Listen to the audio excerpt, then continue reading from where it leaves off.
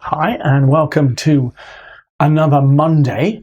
I would usually say Monday live, but I'm not with you this Monday. I am probably at this very moment driving down to Devon for our first live event of the year. Well, for almost 18 months, perhaps more.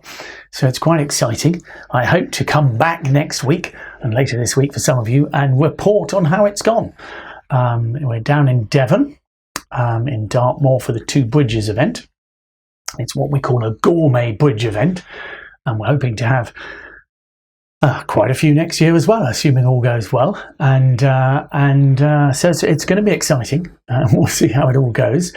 I am hoping that I will play the same boards tonight in Devon as those of you who play in the Monday night duplicate on BBO with us will play. So both of those scores will then go up on our bridge website, and if you wish you can not just compare to your fellow competitors in the Monday game, you can compare to the players playing in the Two Bridges Hotel. So that's exciting. I'm there from Monday to Wednesday, and as I'm working, I regard the Mondays and Wednesdays as to be done. So the teams on Wednesdays is also pre-recorded, but it's actually from an event that some of you have already played in. If you remember, I said I was going to play in a pairs event with Pete, and we did indeed do that, and I recorded it for this coming Wednesday, so you'll be able to watch that. That's an 8-board event. Of course, it's at normal speed, so it'll be about an hour long this Wednesday. So that'll go from we'll set it off to go at 7:30 and finish around 8:30. So it's a nice and short one. And I hope you enjoy that one. I may well try and do that a number more times, because I think it's probably the best way of doing the pairs events, because I like to show pairs in the over-the-shoulder fashion, and I think it's probably better to do it that way. So let's talk about what we're doing in terms of bridge. On the Mondays, of course, at the moment, we are on Declare a Play, and the theme of the month is Greed is Good. Greed is good. I know it doesn't sound perfect, but that is all about Declare a Play at Pairs Bridge. Every trick counts. Now, having said it's Greed is Good over, as it were, today we are going to look at a slightly different aspect of Declare a Play at Pairs. So greed might not be so good, but we'll see. We will see. On Fridays, of course, we're doing defence at the moment. We're doing defence as a partner of the leader. So your partner's made the opening lead, and we're going to look at how you defend from your perspective, both at trick 1, of course, but also later in the hand. What else have we got? Well, on the site at the moment, we've got there's one charity event. Let me just show you that, which is, I think, in a couple of days' time there for Macmillan Nurses. That is a live event. That's a live event. In Middlesex, I think. We've also got one online one as well for blood cancer. That's in November. So do have a look at those. And if you've got any charity events you want to promote, we would love to promote them. Okay, because why not? Bridge is great for charity work. So please do, whether it's live or online, we would love to promote it. Okay, and of course you can send in your stamps for Little Voice as well, so plenty going on there. Our offer of the week, promotional thing for the non-members, is of course the seminar. So it's the seminar on establishment in suit contracts, so those are half price. Don't forget the special offers. Okay, we've got our hand evaluation, so let's have a look at that. Let me go to it. There we go. So those of you on Friday would have seen this already. What do you think about this hand? So you are looking at about 14 points in high card point terms. See how you feel about it, both just simply if you are opening the bidding, and if your right-hand opponent opened, say, 1 diamond. Okay, so what would you open if you were opening the bidding? And if East opened 1 diamond, what would you do? Okay, so that's your hand evaluation. And meanwhile, we are going to head off to our seminar. So, what we discussed last week, and those of you who've seen the seminar, is mostly declare a play at pairs is about making more tricks. What we saw was, for making the contract, you can actually get 0 points. If let's say you have 10 top tricks, for example, in 3 no trumps, and you manage to only make 9, everybody else will outscore you. So even though you make a contract, you will get 0 points for it. 2 over tricks in that same contract could get you 100%. So 0% for making no over tricks, 100% for making. Everybody else is making 10 tricks, as it were. So greed is good because you need to keep making more. Just aiming for your contract is not going to get you great scores. However, there is one other aspect which is important. Because when I talk about making more tricks, and what we're really assuming is most people are in the same contract as you, which hopefully is normal. You've got 26 points, you've got 2 balanced hands. Most people are going to be in 3 no trumps, so the person who makes the most tricks in 3 no trumps wins, as it were. However, I think we all know that it doesn't always work out quite so well with the bidding. So if you are in the wrong contract, what do I mean by that? Well, when dummy comes down, you want to talk to your partner for 5 minutes. Of course, we don't. We smile, we say thank you, partner, or TYP, and we move on. But if you realise that you've made a hiccup in the auction, well, then what you do is you have to have a rethink. You have to compare your score with what you expect to happen at the other tables. Now that seems crazy, and it is hard work. You end up having to plan 2 games, as it were. But what I mean is, say you win 5 clubs. Okay, you win 5 clubs, and you're thinking, I bet you everybody else is in 3 no trumps.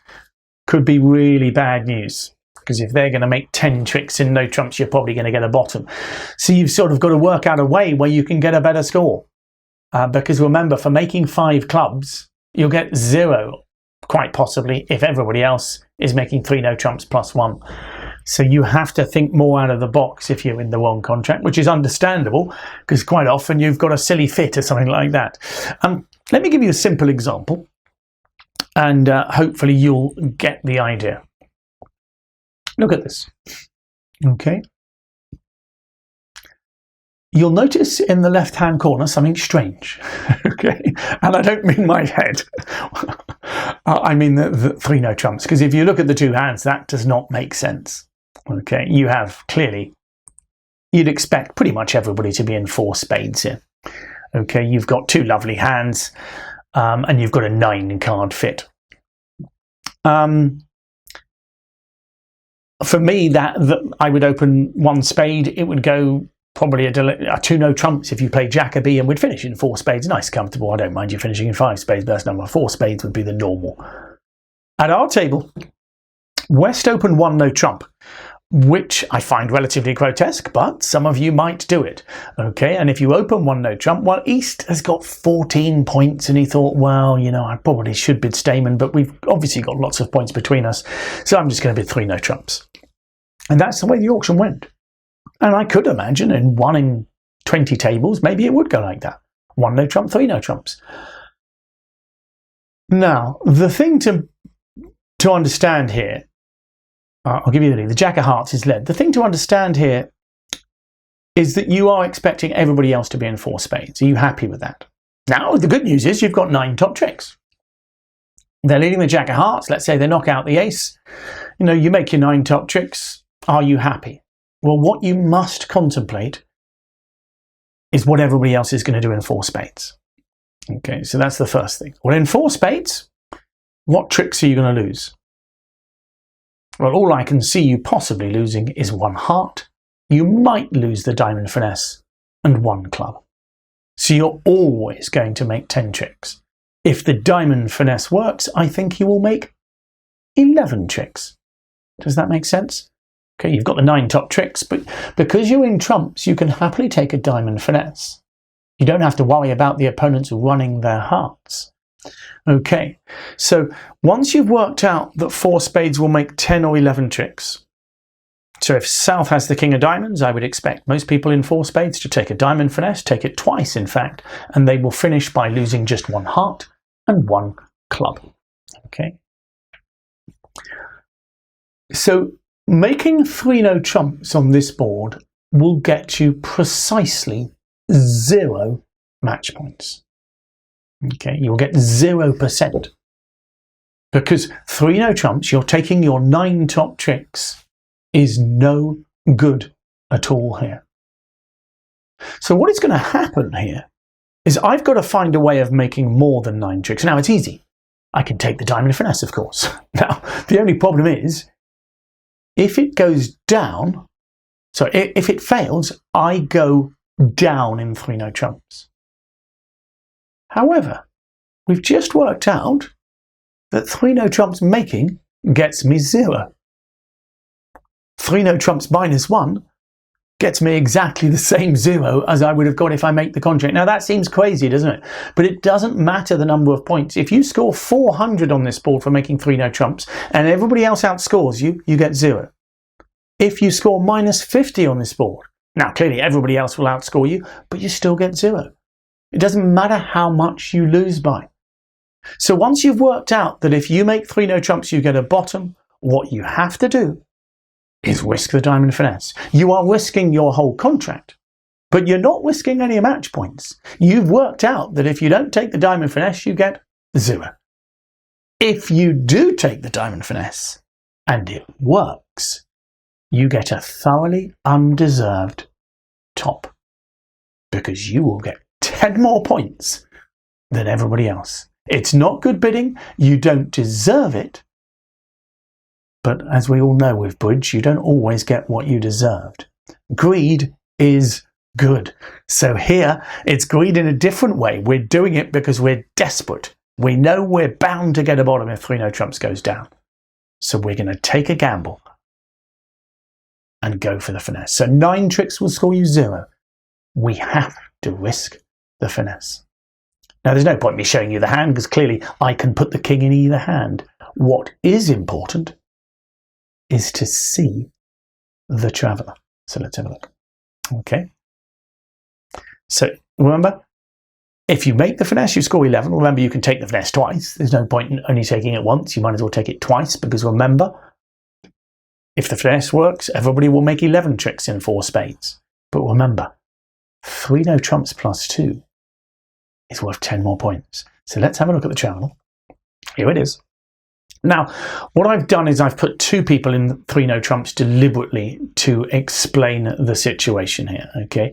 So I would have only expected 1 pair to be in 3 no trumps, okay?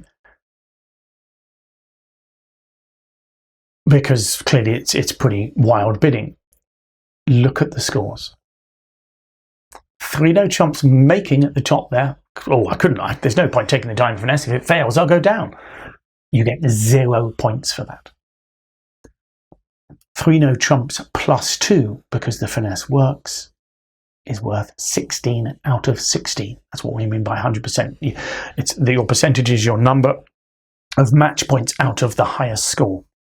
And the top score is 16, so 16 out of 16 is worth 100%. Now, what I was trying to explain to you is that if I change table 1's score to 3 no trumps -1, and they got -50 instead, they still get the same 0. There is no difference. You don't get a bigger 0. Well, as most of you, and certainly mathematicians will know, you can't get bigger zeros, as it were. Okay, so 3 no trumps -1, -50, still worth 0. It doesn't matter that you made it or you went down. And this is why when we talk about greed is good. Making a contract doesn't per se get you a good score. Tables 2 and 3 there, playing 4 spades, just didn't take the spade finesse. Let's just go back, remind us, didn't take the diamond finesse twice. So they only made 10 tricks, and we've already seen that greed is good. If you don't try and make your over tricks, you will not score well. So tables 2 and 3 have got a bad score there. Okay. We've been lucky. Half the time we end up with a top, and half the time we get a bottom on this particular board. Of course, it could have been very different, and there might have been an easy rough And as soon as they get ruffs, they get extra tricks in 4 spades. We got lucky. If we look back at the board, we got lucky because there was no ruff. All I need to do is change the Jack of Diamonds to a small diamond on this board. Okay, if the Jack of Diamonds was a small diamond, well then of course you need a ruff in the east hand. You could take a diamond finesse, win the ace, and then ruff the 3rd round, and that's an extra trick. Not much we can do about that. Okay, maybe in 3-no trumps you'd probably, I don't know, have to gamble. Maybe you could gamble on the clubs being 3-3 and the person having clubs not having the winning hearts. Gosh, that would be hard, but you've got to gamble when you're in a really stupid contract. Now, this is slightly more normal. I mean, what I mean by a silly contract, I mean, we've all been there. You're in, I don't know, you do a transfer, 1-no trump, 2 hearts, you transfer to spades and your partner forgets, it goes past, you end up in 2 hearts. You know nobody else is in that contract, you should be in 4 spades. But sometimes, believe it or not, when you're in 2 hearts, you can get a better score than 4 spades. You need a bit of luck. You actually need everything to break badly. Does that sound crazy? 4 spades won't always make if the trumps break 5-0 or something like that. And so that's what you pray for if you're in a really silly contract like that. And we've all been there. I hope you have. If you haven't, you're a better person than I. I've certainly been in some pretty bad contracts. And I know the most important thing whenever you're in a bad contract is to concentrate on it. And we're all guilty of this, but I certainly have been in the past where I spend the first 2 minutes of planning my play actually moaning about the bidding or thinking about the bidding. Your time at trick 1 is to think about the plan of the play, not to think about how the bidding should have gone. So on this one, Clara could easily just be thinking, looking at this hand, thinking, was it my fault for not opening 1 spade, or was it my partner's fault for not bidding statement? You could be apportioning blame rather than focusing, because if you focus half the time on that board, you would have got a top score, and you don't deserve it. Of course, you don't deserve it. Okay, your opponents will be appalled. They will think, "Hold on, this is not fair. Bridge is not fair." But as I will be telling Alfie many, many times in his life, I'll be telling him, life is not fair, Alfie. Okay, and bridge is certainly a great example of that. So let's just quickly say that. So 11 tricks gets you a lucky top. Making 9 tricks gets you the same score as you would have got if you go down. Okay, really tricky to understand that. It's a really tricky concept. Okay, but it's valuable. It's valuable to understand it, and particularly novices out there. I mean, or even some quite experienced players who aren't used to so much the duplicate game. I know so many times I'll be asked by people, I thought we did well today, but we only got 42%. And of course, what they think of as doing well is making contracts. So they've got that. They look at their scorecard if you're filling one in, or you look at what your history, as it were, on the internet, and you've made all the contracts, and you're thinking, why aren't I doing well? And the problem is, of course, you're not making the over tricks, or perhaps you haven't pushed for game, but particularly the over tricks. 3 spades. You could have made 3 spades plus 1. Nobody was bidding game, but that over trick, being greedy, is good. And if you can then make some good scores out of your bad bidding, gosh, it gets quite exciting. So we're trying to be greedy in normal contracts, but even if you're in a bad contract, concentrate on it, and sometimes you'll turn it into a lovely score. Okay, so let's go back to our hand evaluation hand and see what we should be doing with this. So what I said on this one was that I wanted you to evaluate it as an opening bid. I also wanted you to evaluate it if East opens, let's say, a diamond or a heart. So let's have a look. For me, I think the hand is worth, well, it's 14 high card points, I should say that, point that out first. You've got 2 10s in there, and most of the cards are working together with other cards. The King of Spades is by itself, but I've got Queen 10 of hearts, I've got Ace Queen 10 of diamonds, Queen Jack of clubs. I like it. It's much closer to 15 than 14. And I think for me, it's almost enough. I mean, if I threw another 9 in, if I had the 9 of hearts in there, I would definitely open one heart and rebid 1 no trump.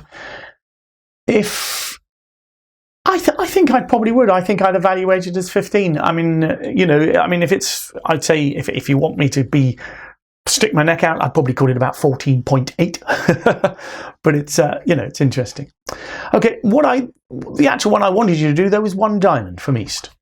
Okay, so it's a one diamond opening bid, and it's your choice of bid. And for me now, I am definitely calling this 15. So I was saying it was just under 15 before, but now I feel Ace Queen 10 sitting over a diamond opening is surely worth closer to 7 points than 6. I'm feeling I've got 2 tricks there. Clearly, I could have 3 tricks if the King Jack are there and I get the chance to lead diamonds twice. But I would feel most of the time, surely, I'm going to be worth 2 tricks in diamonds. So I am going to bid 1 no trump. Partner, I have a good diamond stopper and I feel I've got at least 15 points, a strong no trump. Okay, and that is that. So let's see, let's just see what effect that might have on the bidding. It's interesting, isn't it? Because they have the majority of the points. And one of the beauties of 1 no trump, and it's one of the reasons I love playing a weak no trump as the opening bidder, is very often when it's non-vulnerable, everybody's non-vulnerable, the first pair to get into 1 no trump win. And what do I mean by that? Well, if 1 no trump goes off and you lose 50, very often the opponents can make a contract. And clearly if it makes, you've usually got a good score anyway. So I do love it anyway. Here, it looks like an ordinary contract. I'm not saying you're necessarily going to make it. Of course, the opponents may well start by leading something else. I'll let Q plus decide what it'll lead. Ace of clubs, well, that's going to work out really well for us. We'll just see if what they try after that. They switch the Jack of spades, but even now you can see things are looking reasonable for me. I might not be able to get to dummy easily, but I'll certainly be able to take 1 diamond finesse, and by the end of the hand I have a feeling I should be able to control the situation, probably leaving East on lead. So let's say all the spades have gone at some point, East is going to get stuck on lead towards the end of the contract and not enjoy that. So, and the funny thing is, I'm going to go back now because I want to sit and look at the hand in full. The interesting thing on the hand is that I think I might make 1 no trump, but if it goes off, I think I've done all right.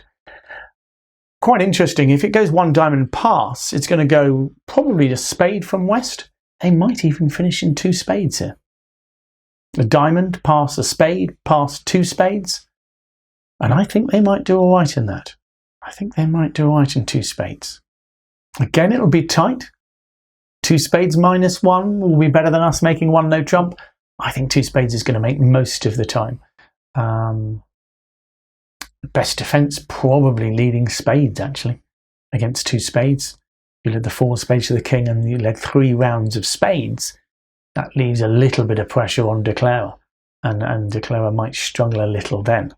Okay, but bear in mind, I think South might have some struggle with the discards there. But I'll leave you to work out what will happen. But it's not a very nice hand for South to keep discarding on the 3rd and 4th round of spades. So for me, that was close enough to a 15 to be a 15, really. So remember, your 10s with honours tend to upgrade. Half a point each. Don't usually add on more than a whole point for them. But I like a 10 to be with an honour. So if it was 10, 7, 6 by itself in a suit, I'll 10 just to think that's nice, but I'm not going to add on anything like a half for it.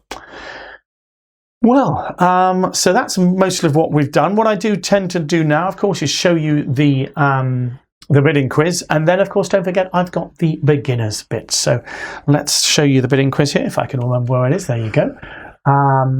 So East opens 1 diamond. That's your partner. You respond 1 spade. Then it's 2 diamonds from your partner. So diamond from your partner, 1 spade from you, 2 diamonds from your partner, and it is your bid. Okay, so diamond to spade, 2 diamonds, and it's your bid. Good luck with that. Don't forget, you can see the answer on the website, whether a member or not. Okay, and as I've already said, I'm now going to go back to the beginner stuff. So have a nice week if you're leaving me now, and if not, let's get on. Okay, so we're looking at the opening lead now. Remember, these are the very basics. So this is a first-hand play, as it were. And let's see what we've got here. So we're going to look at no trump contracts. What are we aiming, do you think, for in a no trump contract? In a very basic thing? Well, clearly we're trying to make tricks. And the thing in bridge is, clearly if you've got aces and kings and things like that, it's easy to make tricks. But there is another way of making tricks in no trump contracts. That's when you have a long suit. And the beauty is, if your suit is long enough that nobody else has any of the suit left, well then if you lead even a small card, nobody can beat it. It's no trumps, don't forget, so they can't trump it. So if your 2 of diamonds is the only diamond left, it wins. So we love leading long suits because eventually, hopefully, we get to the end of the suit and make extra tricks. So which suit should we lead? We're going to lead our longest. Okay. So in no trump contracts, in very basic terms, we lead our longest suit. That's the first part of leading. The second part is, which card of the suit do you lead? Okay, which card? The problem is if you just have, let's say you have king 7, 6, 5, 4 and you lead the king out, the ace will probably kill it and you haven't got much left. What you would prefer is to keep a high card back. And because you have the longer holding, you would love to lead a small one and hope that your partner has a high one to help you. And if you remember, I think we're looking 3 or 4 weeks back, we talked about how to play suits, and we always like to play the high cards from the shorter holding first. So what that means is if you've got a longer holding, you can lead low and let your partner play a high card. They won't always have one, but you can always hope. Okay. The only time you will lead a high one is if you have a sequence of high cards. So whenever I lead a high card, let's say I lead the king, I'm promising the card underneath it as well. King, queen. And usually against no trumps, we love to have 3. King, queen, jack. Okay, and it's a powerful leading the top of the sequence. And it's one of our favourite leads as well, because of course it very quickly develops a trick. It's called top of the sequence. Let's look at an example here. King, queen, jack. Okay. We're going to choose the lead of the king. And the reason we do it is because it tells our partner. Our partner might be sitting with 3 rubbishy clubs, but if he sees we lead the king, partner's excited about leading clubs as well because they know that we've got a good solid sequence behind. Okay. What happens if you do not have a sequence? If you do not have a sequence, we're going to lead a small card. Okay, a low card. We're going to make a slight rule here, and this is important because we're now going to have 3 rules already, so it's quite a lot to learn. So you do need to take your time over this particular one. Okay, we've looked at the top of the sequence, so we're leading the king, okay, from king, queen, jack. If you do not have a sequence of honours, we lead the 4th highest, counting from the top. So you go down from your highest card. Your highest one's number 1, then 2, 3, 4. You need the 4th highest if you hold a high card in the suit. So let's say you hold the king, then you don't lead the king, you lead the 4th highest. If you do not have any high cards, it's quite useful to distinguish because sometimes your partner might think, well, what's the point leading the suit anymore? So we tend to lead the 2nd highest. So that is tricky. Let me put it into perspective. Let's look at 2 suits. Okay, so the first suit I want you to look at is here. This is not a sequence. King, jack is not a sequence. They have to be consecutive. So they have to be king, queen, jack to lead the top one. So with no sequence, we're going to lead a small card. And because we have a high card in the suit, we lead our 4th highest, counting down from the king. King, jack, 8, 4. 4. It happens to be the 4, but that is the 4th highest card. Okay. And we call that leading system 4th highest from an honour, from a high card. When you don't have a high card, we tend to lead the 2nd highest. So again, counting from the top, if you look at the heart suit, the 9 is the number 1 card, the 7 is the second one. And this can be very handy later in life when you play. It's also very handy if you're a beginner who plays with experts, or not experts, but better players, and they're trying to help you. It can help them, at least if you know these rules. Okay, so there's 3 rules we've just learnt there. Top of a sequence, 4th highest of a suit when we've got a high card in it, 2nd highest when we have no high card in it. Okay, I'm afraid we've sort of got to remember those rules. However, what I want to finish up with is just to show you a hand where this comes in useful. So where we see why we lead our longest suit. So we're still thinking about mini bridge here. So there's no bidding, but South announced that he had 15 points. The rest of us all also announced. South won the auction because he's got that his side has the most points. We can't see South's hand, of course.